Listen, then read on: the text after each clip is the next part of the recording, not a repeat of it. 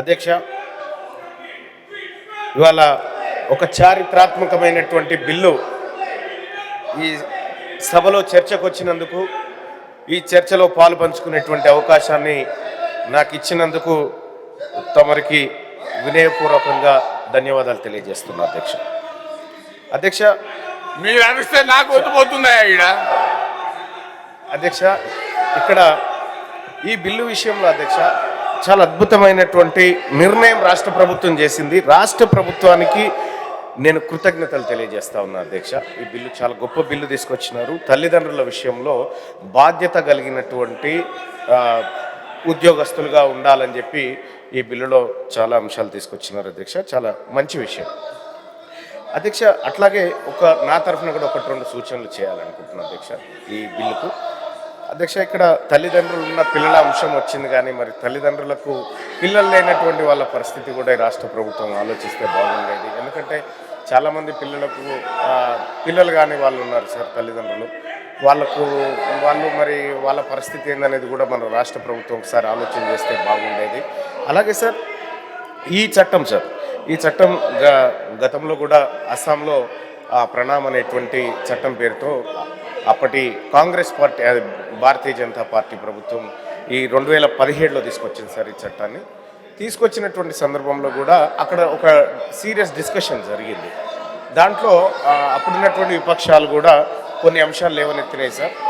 అదేంటంటే సార్, ఇక్కడ ఒక గ్యాప్ పెరుగుతూ ఉంది, తల్లులకు పిల్లలకు మధ్య నమ్మకం లేనటువంటి విధంగా ఈ చట్టం వస్తుంది అనేటువంటి చర్చ చేసినప్పటికి కూడా ఈ అల్టిమేట్గా ఈ దేశంలో సార్ తల్లిదండ్రులకు మాత్రం రక్షణగా ఉండాల్సింది పిల్లలే సార్. పిల్లల రక్షణతో పాటు సార్, మరి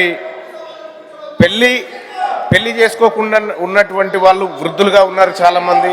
వాళ్ళ విషయంలో కానీ, పిల్లలు లేని తల్లిదండ్రుల విషయంలో కానీ, లేదంటే అనాథలుగా ఉన్నటువంటి పిల్లల విషయంలో కానీ సార్, ఈ విషయంలో కొంత ప్రభుత్వం ఆలోచన చేస్తే బాగుంటుంది సార్. ఇంకా కొంత పకడ్బందీగా సమర్థవంతంగా దీన్ని తీసుకురాగలిగితే బాగుంటుంది అనేది ఒక ఆలోచన చేస్తూ ఉన్నాను సార్.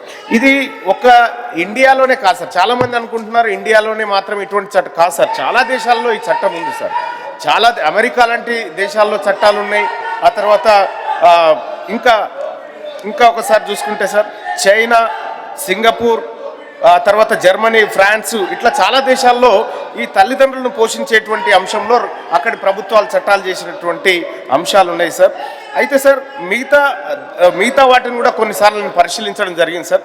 కొన్ని పరిశీలించినప్పుడు మనది కొంత మెరుగ్గానే అనిపిస్తుంది, కానీ ఇంకా పూర్తి స్థాయిలో సవరణలు జరగాల్సినటువంటి అవసరం ఆలోచన.